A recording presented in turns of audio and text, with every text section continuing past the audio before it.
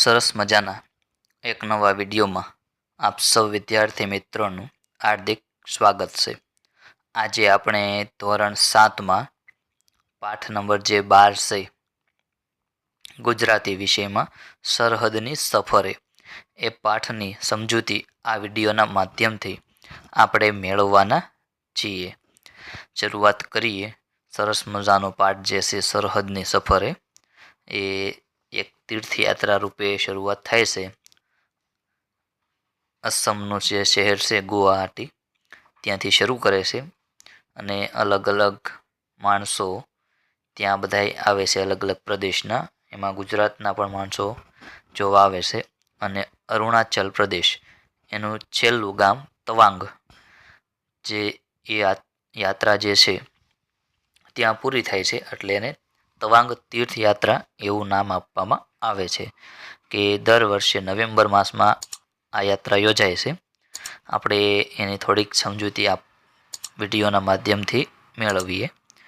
લેખક છે ડૉક્ટર પૂર્ણિમા ભાડેસિયા। એનું વિષય વસ્તુ જોઈએ આપણે તો ડૉક્ટર પૂર્ણિમા ભાડેસિયાનું મૂળ વતન લાઠી છે। અમરેલી જિલ્લાનો લાઠી તાલુકો એનું વતન। તેઓ મોરબીમાં વસે છે।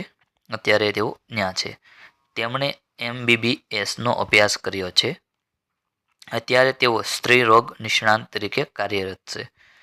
પૂર્ણિમાબેન વિવિધ ધાર્મિક સામાજિક અને શૈક્ષણિક સંસ્થાઓ સાથે જોડાયેલા છે। સિંધુ દર્શન યાત્રા, પરશુરામ કુંડ યાત્રા, અલગ અલગ જે યાત્રા કરી હોય એના નામ આપેલા હોય છે। શહીદ સ્વરાજદીપ નમન યાત્રા, મોઈરાંગ એટલે મણિપુર યાત્રા, તવાંગ તીર્થયાત્રા એટલે જે આપણે ભણવાના છીએ તે તવાંગ તીર્થયાત્રા જેવી રાષ્ટ્રીય યાત્રાઓ તેમણે કરી છે। પોતાના જ્ઞાન અને અનુભવની વાતો તે સરળ ભાષામાં લખતા રહે છે। અરુણાચલ પ્રદેશમાં કે દર વર્ષે યોજાતી તવાંગ યાત્રા કે પૂર્વોત્તર ભારતને સમજવા અને તેનો વૈવિધ્યને કે માણવા મહત્વપૂર્ણ બની રહે છે। એટલે અરુણાચલ પ્રદેશ એટલે કે પૂર્વના જે આપણા રાજ્યો છે તે કે એમાં અરુણાચલ પ્રદેશનું તવાંગ જે શહેર છે એ છેલ્લું ગામ થાય। એટલે ત્યાંની જે વસ્તુ છે એ વસ્તુને સમજવા માટે કે શું કામ લોકો ત્યાં આવે છે એ માટેનું છે કે આ એકમમાં કે આ યાત્રા વિશે રસપ્રદ માહિતી આપવામાં આવી છે।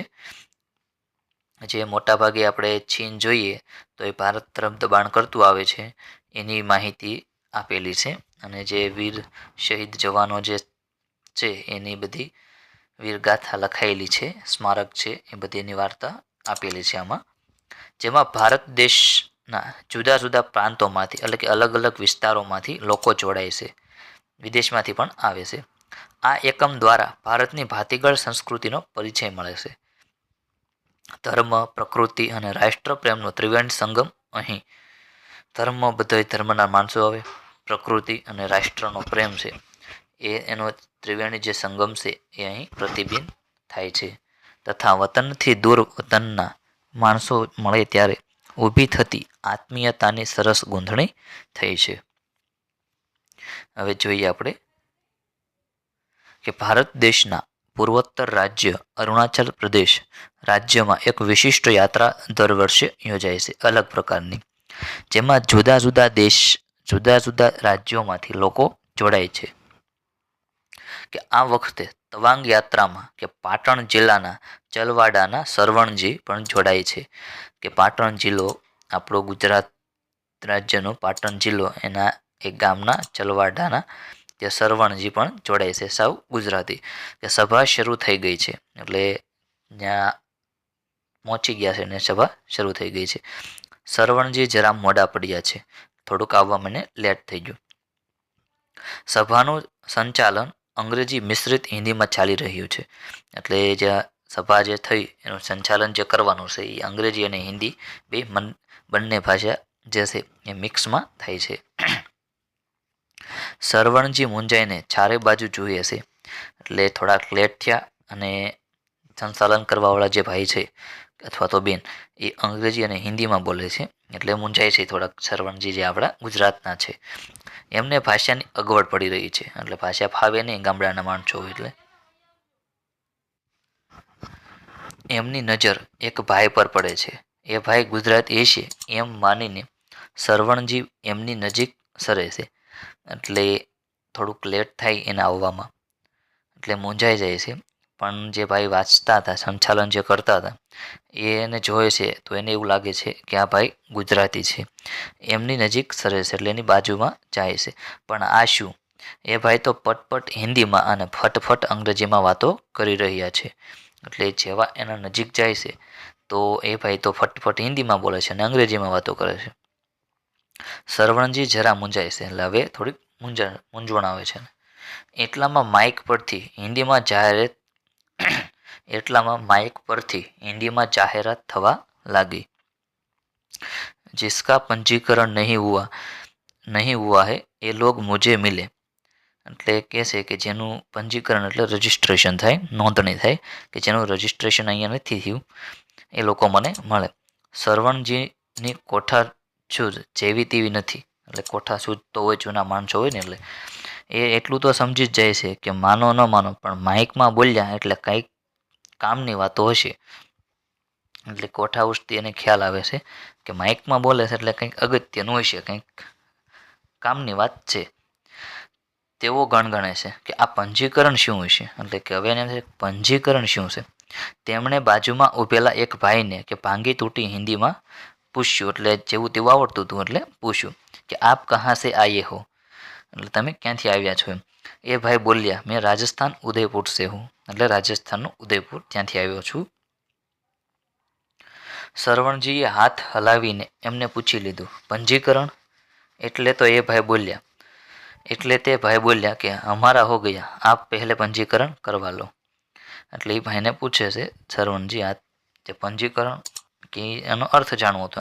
એટલે એ ભાઈ તરત જવાબ આપે છે કે અમારા હો ગયા, એટલે અમારું રજિસ્ટ્રેશન જે છે એ થઈ ગયું છે, આપ કરવા લો. સરવણજી ધીમેથી ગુજરાતીમાં બોલ્યા અલ્યા ભાઈ આ પંજીકરણ એટલે શું, એ જ તો પંચાત છે. એટલે એ ધીમેથી ગુજરાતીમાં પાછા કહે છે કે અલ્યા ભાઈ કે આ પંજીકરણ એટલે શું, એ જ તો પંચાત છે. કે એ તો મોટી માથાકૂટ છે એમ, એ તો મુશ્કેલ છે પંજીકરણ એ શું. નજીકમાં ઊભેલા એક બહેન આ શબ્દો સાંભળી ગયા. એટલે ગુજરાતી હોય એટલે ગુજરાતી બોલે એટલે બાજુમાં બેન ઊભા હતા એ સાંભળી જાય છે. એમણે ઉમળકાથી પૂછ્યું ગુજરાતી છો ક્યાંના. એટલે કહે છે કે ગુજરાતી છો તો ક્યાંના.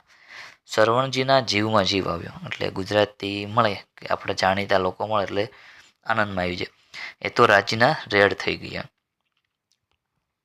હું ચંદ્રિકાબેન સુરતથી આવી છું. મારી સાથે બીજા 5 જણ છે. એટલે સુરતની ભાષા છે. જે સુરતથી આવી છું કે મારી સાથે બીજા 5 જણ છે, એટલે બીજા 5 માણસો છે.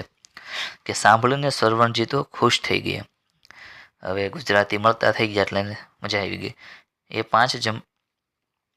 5 જણામાંના કે બાબુભાઈએ કહ્યું પંજીકરણ એટલે નોંધણી, રજિસ્ટ્રેશન. તમારું નામ નોંધાવ્યું કે નહીં. એટલે સુરતની ભાષા છે. આપણે કાઠિયાવાડમાં સૌરાષ્ટ્રમાં કહે કે તમારું નામ નોંધાવ્યું કે નહીં. સુરતમાં એ બોલી છે ત્યાં તમારું નામ નોંધાવ્યું કે નહીં એમ. અરે હા એ તો બાકી છે હો. સરવણજી બધું સમજી ગયા. ચાલની મેં બી હાથે આવ્યો. એટલે કે ચાલને હું પણ સાથે આવું. બોલતા હરેશભાઈ તરત જ સરવણજીને સાથે ઉપડ્યા અને રજિસ્ટ્રેશનનું કામ પતાવ્યું. સરવણજીને હવે હાશ થઈ. તેમણે કહ્યું આ જાત્રામાં ગુજરાતવાળા બીજા ઘણાય હશે. અને એમ થયું કે હવે 2-3 જણા મળ્યા છે તો વધારે પણ હશે. હા હશે હો, ડૉક્ટર નીરવે કહ્યું. એમને શોધવાનો એક મસ્ત, અહીં આપણે મસ્ત કહેવી, અહીંયા મસ્ત છે, મસ્ત આઈડિયા છે કે આપણે ગુજરાતીમાં વાતો કરતાં કરતાં બધે. એટલે કે સુરતી ભાષા છે કે આપણે ગુજરાતીમાં વાતો કરતાં કે આગળ વધીએ. ફરી એને ગુજરાતીમાં વાતો કરતા તે માણસો શોધીએ તરત જડી આવશે. એટલે કે વાતો કરતા જઈએ, ગુજરાતી વાતો કરતાં કરતાં જઈએ અને શોધીએ એટલે કે તરત જ મળી આવશે. હા એ વાત સાચી. હેડો તારે. સુરતની ભાષા. સરવણજીને વિચાર ગમ્યો. બંને નીકળ્યા. એમના અચરજ વચ્ચે તેમને સૌથી પહેલાં કે ભાવનગર તરફથી આવેલા જયદીપ અને ધરતીબેન મળે છે. કે ભાવનગર બાજુથી જે માણસો આવેલા હતા એ પહેલાં સુરતવાળા મળે છે, પછી તરત એને ભાવનગરવાળા મળે છે. અરે પહેલાં હિન્દી ને અંગ્રેજી બોલનારા ભાઈ જેમને સરવણજીએ ગુજરાતી ધાર્યા હતા તે ખરેખર ગુજરાતી નીકળ્યા. એટલે જે સંચાલન કરતા હતા એ ભાઈ જ ગુજરાતી. એટલે જે સરવણજી છે એને થોડોક ખ્યાલ હતો કે આ ગુજરાતી જોવો જોઈએ, પણ ખરેખર તેવું જ નીકળ્યું. એ મોરબીના ડૉક્ટર જયંતિભાઈ હતા. જે હિન્દીમાં સંચાલન કરતા હતા એ ડૉક્ટર જયંતિભાઈ હતા. એ મોરબીના હતા. ભોજન લેવાઈ ગયું ત્યાં સુધીમાં તો ગુજરાતના કે 25 જણા એકઠા થઈ ગયા. એટલે ભોજન બપોરનું છે એ જ્યાં લેવાય છે એટલામાં તો કે 25 એટલે 25 જણા એકઠા થઈ ગયા. જ્યાં જ્યાં વચ્ચે ગુજરાતી ત્યાં સદાકાળ ગુજરાત. એ પંક્તિ થોડા ફેરફાર સાથે સાચી પડી કે જ્યાં ને જ્યારે મળે ગુજરાતી ત્યાં સદાકાળ ગુજરાત. પછી તો એને વાર્તાના તડાકાને ભડાકા. સુરેન્દ્રનગરના ભાઈ લાલાભાઈએ નારાજગી સાથે કહ્યું, તમે જોયું સાંસ્કૃતિક કાર્યક્રમમાં કેટલા પ્રદેશોના કાર્યક્રમો થયા પણ ગુજરાતના ગરબા તો રજૂ ન થયા. એટલે સુરેન્દ્રનગરના જે ભાઈ હતા લાલાભાઈ એ નારાજગી એટલે દુઃખ સાથે કહે છે કે તમે જોયું કે કાર્યક્રમ થયો કે એમાં અલગ અલગ રાજ્યના અલગ અલગ પ્રદેશના લોકોના કાર્યક્રમ થાય છે પણ ગુજરાતી કે આપણા ગરબા તો રજૂ ન થયા. તો જૂનાગઢથી આવેલા ભરતભાઈએ કહ્યું, મને લાગે છે કે ઉત્તર પૂર્વના રાજ્યોના કે લોકનૃત્ય હતા પણ આપણે 30 જણ છીએ અને 3 દિવસમાં કે બધાને ગરબે ઘુમાવીએ તો જ ખરા. એટલે ગુજરાતી હોય નક્કી કરે એ તો કરે જ. કે ઉત્તર પૂર્વના જે રાજ્યમાં છે એમાં લોકનૃત્ય એટલે નાચવાનું ને એવું હતું, પણ 30 જણા આપણે છીએ તો બધાને ગરબે ઘુમાવીએ તો જ કે આપણે ગુજરાતી. ત્યાં કચ્છથી આવેલા હસમુખભાઈએ જરાક કંટાળીને કહ્યું, ઇનથે રોધોપ ખાધે મેં ઠાન પાયો કે ઇંજી ગાલ કર્યો કે એમની જેમ પણ બીજા 2-4 જણા ફરિયાદ કરી રહ્યા છે. એમ ભૂખ્યા નિમાણા થાવમાં હું ભાવનગરી ગાંઠિયા લાવી છું. અભી હાલ જ લઈ આવું એ હંધાઈ ખાવ. એવું ધરતીબેન ભાવનગરથી જે આવ્યા હતા એ કે ભાવનગરની જે ગાંઠિયા પ્રખ્યાત છે એ હું લાવી છું, અભી હાલ જ લાવી છું કે આપણે હંધાય કે બધા જ ખાઈએ. અમદાવાદના કલ્પેશભાઈએ હચીને કહ્યું, પ્રવાસમાં જેની પાસે નાસ્તો ન હોય એને ગુજરાતી ન કહેવાય. એને વાત પણ સાચી છે કે ગુજરાતી જો પ્રવાસમાં જાય ને નાસ્તો ન હોય તો એ ગુજરાતી ન કહેવાય. કે મારી પાસે થેપલા મરચાં અને અથાણું છે. થોડીક વારમાં સુરતની ઘારી કે વડોદરાનો લીલો છેવડો, ખંભાતનું હલવાછન, કચ્છની ખાજલી કે પાટણના દેવડા આવી ગયા. સૌએ હોશે હોશે પેટ ભરીને નાસ્તો કર્યો. કે ઊંચો ગઢ ગિરનાર કે વાદળથી વાતું કરે કે એ દુહો ભરતભાઈ જરા કે હળવાશના મૂડમાં આવીને ગણગણવા માંડ્યા. ડૉક્ટર જયંતિભાઈના ધ્યાનમાં આવ્યા વિના ન રહ્યું. તેમણે કહ્યું, વાહ ભરતભાઈ, કંઈક જમાવટ કરો યાર. પછી તો શું હતું કે બધા જ ગુજરાતી પ્રવાસીઓ કે તાપમાનાની આસપાસ ગોઠવાઈ ગયા. ઠંડીનો સમય હોય, નવેમ્બર મહિનો હોય, એટલે કે આ વીકમાં જ જોઈએ તો આ અઠવાડિયામાં આ માસમાં જ કે આ યાત્રા શરૂ થશે. કે ડૉક્ટર સાહેબ જાણે કે સ્વૈચ્છિક રીતે સંચાલન સ્વીકારી લીધું હોય એમ બોલ્યા કે ભરતભાઈ કલાકાર છે, પહેલાં એમને સાંભળીએ. પછી કહે છે કે હા હું તો ગાઈશ જ. ભરતભાઈ વચ્ચે બોલ્યા, એટલે કે હું તો ગાઈશ જ, આવું ભરતભાઈ વચ્ચે બોલે છે. પણ એક શરતે, તમારે પણ કંઈક સંભળાવવું પડશે.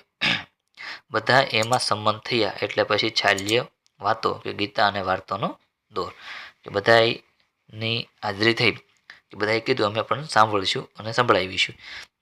એટલે બધાની સંમતિ થઈ એટલે બધે વાતો અને ગીતોનો દોર આગળ વધવા માંડ્યો. ત્યાં વાસણથી આવેલ કે વિપુલભાઈએ સરવણજીને કહ્યું, તમે પાટણ બાજુનું કંઈક થવા દો ભાઈ. એટલે તમે જે વિસ્તારના હોય એ બાજુનું થવા દો, એટલે કે પાટણનું કંઈક થવા દો.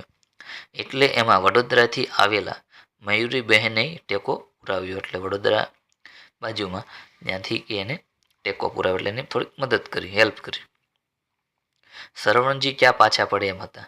એમણે કહ્યું કે અમાર બાજુ મેરાયો નૃત્ય હોય છે. નૃત્યનો પ્રકાર એવું નામ આપેલું છે. મસ્ત મજાનો મેરાયો હાથમાં લઈને કે માથા પર ફેરવતા કે ઢોલના તાલે નાચવાનું એવો મજા પડે કે વાત જ ન પૂછો. ચંદ્રિકાબેન ખુશ થતા બોલ્યા, નાચગાન તો અમને બહુ ગમે. તમે હો અમારી સાથે નાચવા લાગો ને. કંઈ બી ઢોલ વાગે ને તો અમારા પગ તો ઠીકરવા માંડતા છે. ગુજરાતી હોય ઢોલ વાગે એટલે પગ ધ્રુજવા માંડે. કે ચાનૈયા સાથે વરાજો હો તો એ બી નાચવા લાગે એવા અમારા નાચ હોય છે. જે ચંદ્રિકાબેન છે એ એવું કહે છે કે ચાનૈયા સાથે જો વરાજો હોય તો એ પણ નાચવા લાગે. કોઈક વાર આવો તો જાણવા મળે કે કેમનું નચાય. એટલે ક્યારેક આવો તો ખબર પડે કે કેમ નચાય. સુરેન્દ્રનગરના ભાઈ લાલાભાઈ ત્યારના છૂપ હતા. અમારું તો તેમણે કહ્યું કે અમારું તો સૌથી નોખું એટલે બધાથી અલગ જ હોય. કાઠિયાવાડી અને અમદાવાદી બંને લહેકા અમારી બોલીમાં આવી જાય. ક્યાંક ક્યાંક ઉત્તર ગુજરાતના શબ્દો પણ આવી જાય. એટલે સૌરાષ્ટ્રના લોકો હોય તો બધું મિક્સમાં હોય ને. ખરી વાતો સરવણજીએ ટાપચી પૂરી એટલે એને થોડીક વાત પૂરી એમાં.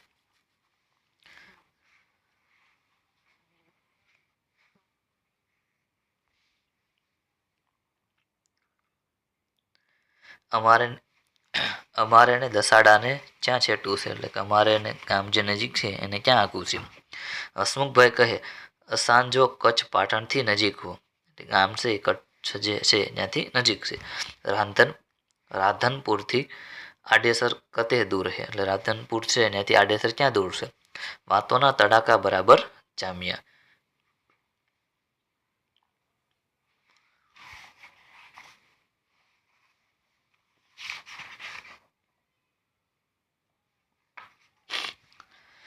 હતા ત્યાં જયદીપભાઈએ સંભારી આપ્યું. આ બધું તો બરાબર, પણ કાલની આ જાત્રા વિશે તો કંઈક વાત કરો. એટલે આપણે ગુજરાતી ભેગા થયા છીએ એ તો બરાબર છે, પણ કાલનું તો કંઈક વિચારો એમ.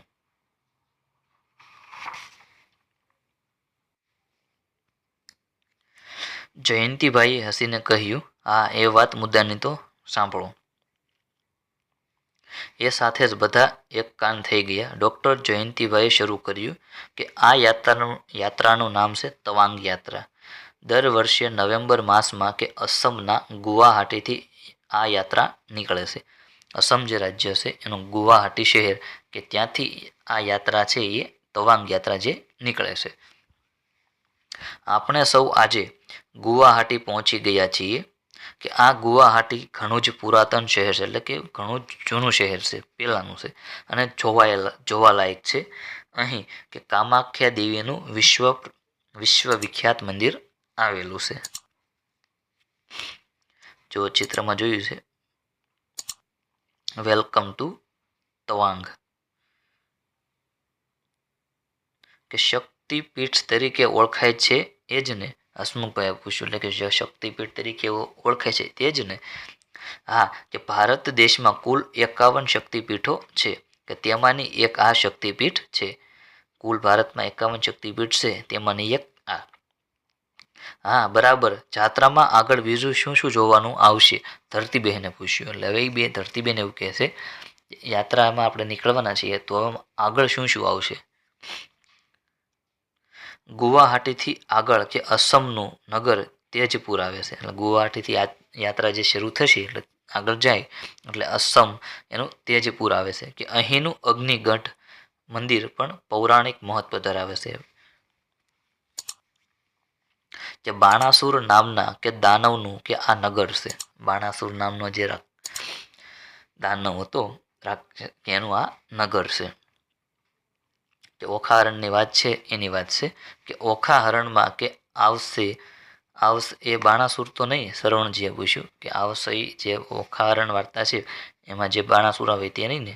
સરવણજીએ ઉતાવળે પૂછ્યું. હા એ જ કે ઓખા બાણાસુરની પુત્રી હતી. ઓખા જે છે ઓખા હરણ એમાં જે ઓખા છે એ બાણાસુરની પુત્રી હતી. કે શ્રી કૃષ્ણનો પૌત્ર અનિરુદ્ધ કે ઓખા સાથે પરણેલો. પૂર્વ અને પશ્ચિમનો આ કેવો સંગમ.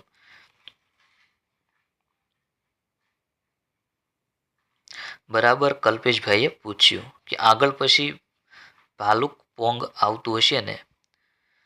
આ અરુણાચલ પ્રદેશનું એક પ્રવેશ દ્વાર, એટલે જેવા જેવા તમે અસમથી આગળ ગુવાહાટીથી આગળ આગળ જાઓ એટલે ભાલુકપોંગ કે આવતું છે નામ છે સિટીનું, જે અરુણાચલ પ્રદેશ છે એનું એ પ્રવેશ દ્વાર કહેવાય. પછી આવે બોમડીલા, એના પછી આવે બોમડીલા. ઈસવીસન 1962માં કે ચીને ભારત પર આક્રમણ કરેલું ત્યારે અહીં સુધી કબજો કરેલો. એટલે 1962માં જ્યારે ચીને આક્રમણ કર્યું ભારતમાંથી ત્યારે ત્યાં સુધી તે લોકો આવી ગયા હતા. અહીં બૌદ્ધ મઠો અને ગોમ્પા આકર્ષણનું કેન્દ્ર છે. બૌદ્ધ ધર્મ જે છે એના મઠ હોય છે બધા એ, અને ગોમ્પા આકર્ષણનું કેન્દ્ર છે. અને હા જસવંત ગઢની તો વાત જ અનોખી છે. એનો ઇતિહાસ સાંભળીને તો આપણા રૂવાટા ખડા થયા વિના ન રહે. કે ઈસવીસન 1962ના કે ચીનના યુદ્ધ વખતે કે જશવંતસિંહ નામના એક સૈનિકે સતત 72 કલાક સુધી એકલા હાથે ચીનની જે સેના છે એને રોકી રાખી હતી. અને આ વીરની કે ગાથા આજે પણ ઘરે ઘરે ગવાય છે. તેનું સ્મૃતિ મંદિર પણ જ્યાં બનાવ્યું છે તે જ જસવંતગઢ. કે એનો ઇતિહાસ આખો અલગ છે કે જશવંતસિંહ નામનો એક સૈનિક હતો, એને 72 કલાક સુધી કે ચીનની જે સેના છે એને રોકી રાખી હતી. એની જ આખી વીર ગાથા છે. વાહ, ધન્ય છે એ વીરને, ચંદ્રિકાબેન બોલી ઉઠ્યા. જયંતિભાઈએ વાતને આગળ વધારતા કહ્યું, બીજા એક વીર જોગિંદર બાબા છે, જેમને સરકારે મરણોત્તર પરમવીર ચક્ર એનાયત કર્યો છે. આમ અરુણાચલમાં તો સ્થળે સ્થળે ભારતીય સૈનિકોની પરાક્રમ ગાથાઓ અંકિત છે. કે 1962ના યુદ્ધમાં વીરગતિ પામેલા એ સૈનિકોની વીરગાથા કે દર્શાવતું સ્મારક કે તવાંગ શહેરમાં છે. કે 1962માં જે યુદ્ધમાં વીરગતિ સૈનિકો પામેલા છે કે એનું સ્મારક એટલે એની મૂર્તિ જે બનાવેલી હોય, મંદિર બનાવેલું જે હોય એ તવાંગ શહેરમાં છે. કે યાત્રાળુઓ કે આ શહીદ સ્મારકની મુલાકાત લઈને ધન્યતા અનુભવે છે. એનો ઇતિહાસ વાંચી સાંભળી કે સ્મારક જોઈ કે જે યાત્રાળુ છે કે ધન્ય અનુભવે છે. બૌદ્ધ ધર્મની ઝાંખી અહીં સહજ રીતે થાય છે. એટલે બૌદ્ધ ધર્મ પણ ત્યાં હતો. છઠ્ઠા દલાઈ કે લામાનું જન્મસ્થળ અહીં જ છે. છઠ્ઠા દલાઈ લામાનું જન્મસ્થળ પણ અહીં જ છે. તવાંગથી દૂર એક ચટ્ટાન પર દલાઈ લામાના કે પદચિહ્નો પણ છે. અહીં દૂર દૂરથી અનેક શ્રદ્ધાળુઓ આવે છે. અને હા, શીખ ધર્મના પ્રથમ મહાન ગુરુ કે નાનક દેવનું કે આ તપસ્યા સ્થળ પણ છે કે જેને કે નાનક કલામાં કહે છે.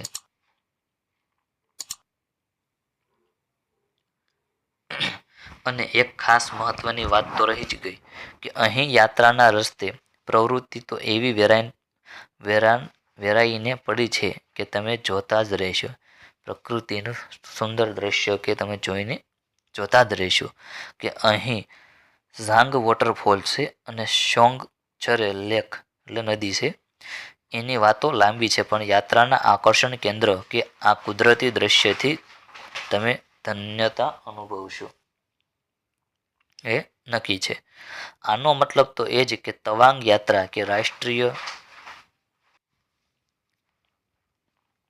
ધાર્મિક અને પ્રાકૃતિક એમ ત્રણેયની દ્રષ્ટિએ એક અદકેરું મહત્વ ધરાવે છે. ખરું ને બાબુભાઈ બોલ્યા કે તવાંગ યાત્રા જે છે એ રાષ્ટ્રીય, ધાર્મિક અને પ્રાકૃતિક. કે હા, બિલકુલ હરેશભાઈએ ટાપચી પૂરી.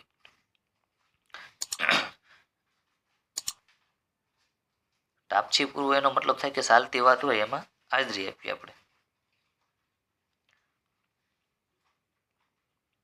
જયંતિભાઈ, તમે માહિતી તો એ રીતે આપી કે શીરાની જેમ ગળે ઉતરી ગઈ.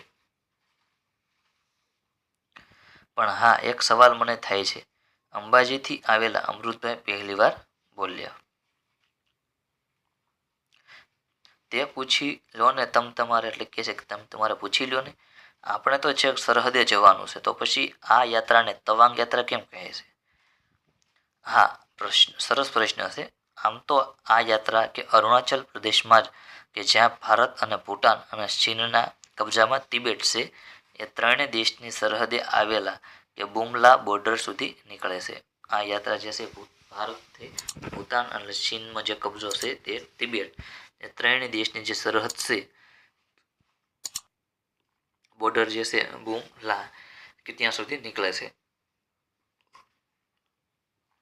કે આ સ્થળ બોર્ડર પર્સનલ મીટિંગ પોઈન્ટ છે કે પણ આ યાત્રાનો છેલ્લો પડાવ તવાંગ શહેરમાં હોય છે.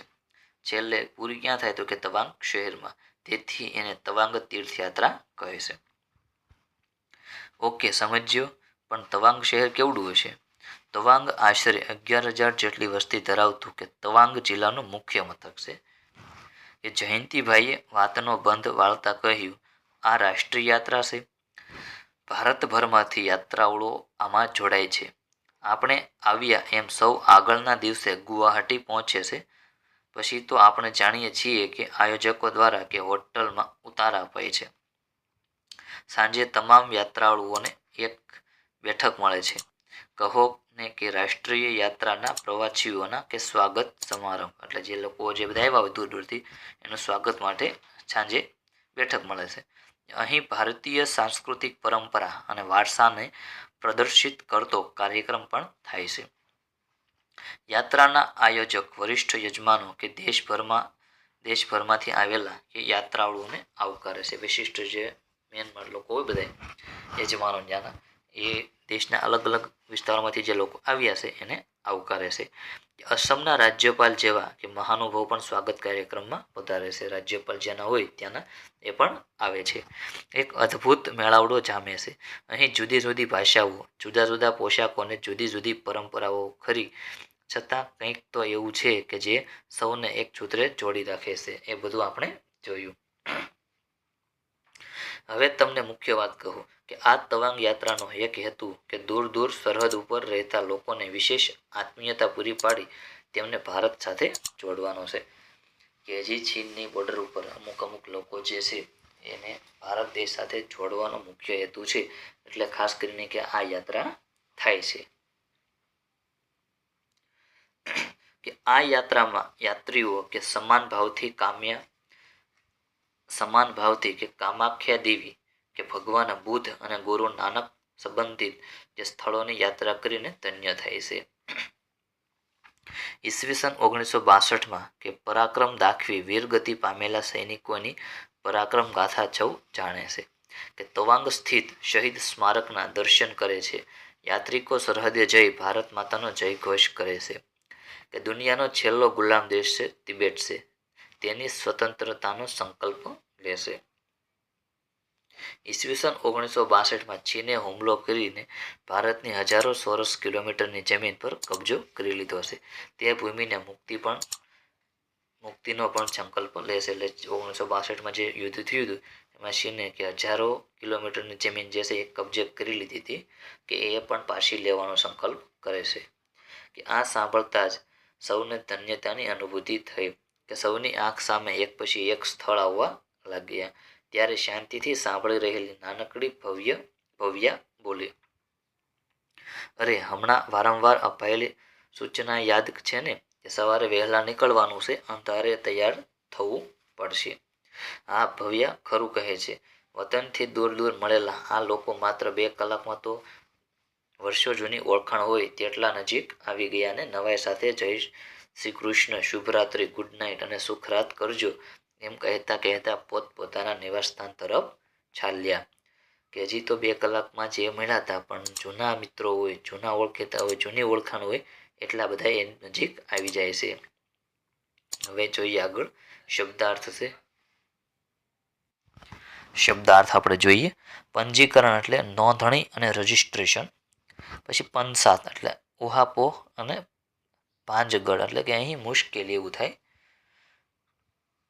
ગૂંચવાડો થાય.